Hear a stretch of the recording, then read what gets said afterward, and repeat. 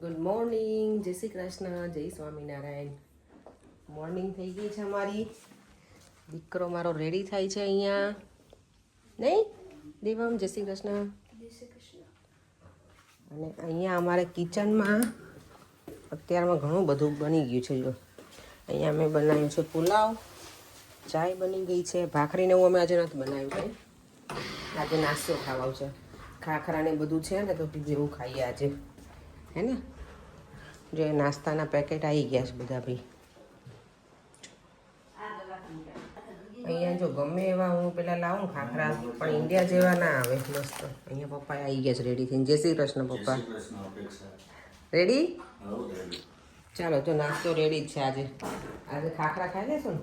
નહીં, ભાખરી છે. ઓ હા, પપ્પાને ભાખરી કાલની રાત્રે બનાવી તો છે, તો કે મને ગરમ કરી દો. પર ફેવરેટ વસ્તુ તમારી ભાખરવડી ખુલ્લી આજે ને? આ શું છે? કચોરી. એને શું કહેવાય? કચોરી કહેવાય. કચોરી ખાસ થઈ ગયા ભાઈ. જોયું મને બહુ ગમે આવું બધું. ચલો ઘરે આવી ગયા છીએ. અત્યારે જો આટલા વાગી ગયા છે, પપ્પા આરામ ફરમાઈ રહ્યા છે. મજા આવે પપ્પા? ટાઈમ જતો રહે ને? એવું શું કરો છો અત્યારે? કઈ નહીં, હિસાબ કિતાબ ચાલે જ પપ્પાને તો. જો ભાઈ હિસાબ કિતાબ ચાલે જ. ચલો અમારે રસોઈ તો મમ્મીએ શાક બનાવી નાખ્યું. મમ્મીએ આજે બનાવ્યું છે રીંગણાનું શાક. એ પણ રીંગણ છે ને ઓલ ધ વે ફ્રોમ અમદાવાદથી આવેલા છે. રવૈયા આપણે જે નાના નાના આવે ને એવા અમારે અહીંયા નહીં મળતા, એકદમ સ્મોલ સાઇઝના ગ્રીન કલરના. તો આ મમ્મીને કીધું હતું કે જગ્યા હોય ને તો લઈને આવજે. કાલ રાજુભાઈની આવ્યા હતા ને તો એમાં છે કે મારી મમ્મી તો ગોવાર ભીંડો અને બધું લઈને આવવાના છે. આ લોકોને તો એટલી બધી જગ્યા હતી નહીં, એટલે ખાલી નાના નાના રવૈયા એ લઈને આવ્યા છે. તો મારા જેઠાણી લોકોને અમે બોલાયા છે, મારા જેઠાણી અહીંયા આવવાના જમવા માટે. કારણ કે અહીંયા રવૈયા મળતા ના હોય તો પપ્પાથી બોલાવજો એમને, તો કે એમને મજા આવે.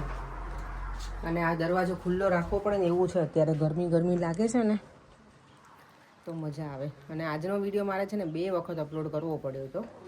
તે બધા કે પેલું શું કહેવાય, વોલ્યુમ છે પણ સ્ક્રીન ઉપર કંઈ દેખાતું નથી, એટલે ખબર નહીં શું પ્રોબ્લેમ થયો હતો. તમે ફરીવાર અપલોડ કર્યો હતો એટલે બધાને થોડુંક પ્રોબ્લેમ થયો હતો જોવામાં, તો સોરી. ચાલો હવે મમ્મી દીવાબત્તી કરી લે ત્યાં સુધીમાં આપણે ખીચડી મૂકી દીધી છે. રીંગણ બટેકાનું શાક છે. જો આ રવૈયા જે આપણે હોય ને, મમ્મી હતી ઘરે એટલે રેસીપી તો આપણે કંઈ આપી નથી. અને જોડે છે ખીચડી. પેલું ગામડે આપણે ખાઈએ ને એવું પણ રોટલી છે. ભાખરી નથી બનાવી અત્યારે. પાપડ શેકી લઈશું, અથાણા છે એટલે દળ નાખડો અને છાશ ગોળ. જો અત્યારે ફરીવાર અહીંયા ઓડિયન્સ બેસી ગયું છે આ લાવો માણવા માટે. આમ જો પપ્પાને રોજ કરી દેવાનું અલગ અલગ બધા પાર્ટ. એટલે જો આ ચારમુડી જો કે ચારમું તું કેવી લાગતી હતી? સેડાળી મસ્ત લાગતી મને. ચારમું બહુ જ ગમતી ત્યારે 2010માં. જે આજે જો ડિનરમાં એકદમ મસ્ત છે ને દેશી ભાણું બની ગયું છે અમારે. કઢી, ખીચડી અને જો ભાભી બતાવે છે અમારે સરસ મજાનું છે રવૈયા છે. એકચ્યુઅલી રવૈયા, હા રવૈયા રોટલી.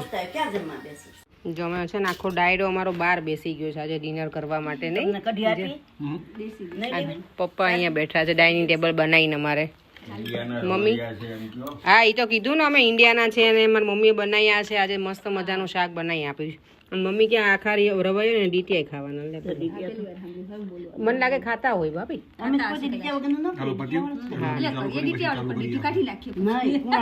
જો અમે હવે અહીંયા આજે છે ને બહાર પ્રોગ્રામ કર્યો છે જમવાનો. પેલા અમે અંદર ડાઇનિંગ ટેબલ ઉપર બેસવાના હતા, મમ્મી પછી છેલ્લે પાછી બોલી કે બહાર મજા આવે એટલે ભાભી ક્યારે બહાર જ લઈ લઈએ. નહીં શાક કેવું લાગ્યું? કયો ભાભી તમારું? સરસ બને છે.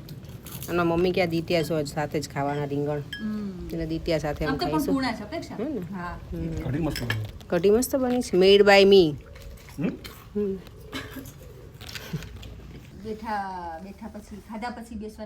ભાભી બોલો, સ્પેશિયલ રીંગણાનું શાક ખાવા તમને બોલાય હતા, કેવું લાગ્યું? સરસ લાગ્યું. અને માસી મેં કોઈ દિવસ ડીટિયા ખાધા નહોતા, પણ માસી કે ડીટિયા ખાઈ ડીટીઆઈ ખવડાયા આજે. મેં ખાધા, હા નો પડી, હા નો પડી.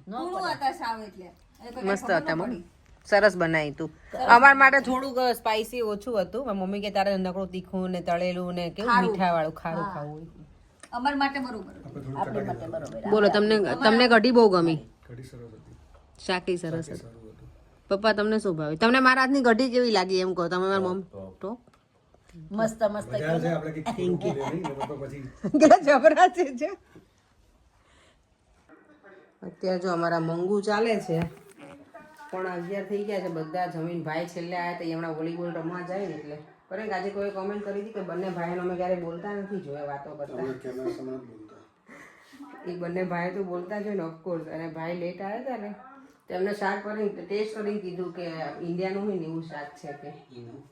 હા, તમને ના બહુ આઈડિયા આવ્યો ને, પર એને થોડુંક તીખું ઓછું લાગ્યું હતું કારણ કે મારું છે સ્પાઇસી વધારે હોય છે એટલે. પણ શાકનું ટેસ્ટ બહુ મસ્ત હતો, ખરેખર મજા આવે ને એવું હતું. તો હવે ખાઈએ આપણે. ગરમી છે, રીંગણાનું શાક તો ખાધું, હવે ખાઈ લઈએ વોટરમેલન. એટલે પેટ થઈ જાય ઠંડુ ઠંડુ, કારણ કે અમે લોકોએ આઈસ્ક્રીમ નહીં ખાધો. પરેન કે બધા આઈસ્ક્રીમ ખાધો હતો, અને એણે ચારમીએ જ ખાધો, બે કાકા દીકરીએ જ ખાધો છે આજે. ત્યારે તો અમે આઈસ્ક્રીમ નહીં પણ વોટરમેલન ખાઈ લઈએ અને પછી સૂઈ જઈએ. ફરીથી મળીશું કાલે નવા વિડીયો સાથે. બાય બાય, જય શ્રી કૃષ્ણ, જય સ્વામિનારાયણ. વિડીયો ગમ્યો હોય તો લાઈક, શેર અને સબસ્ક્રાઈબ. બાય.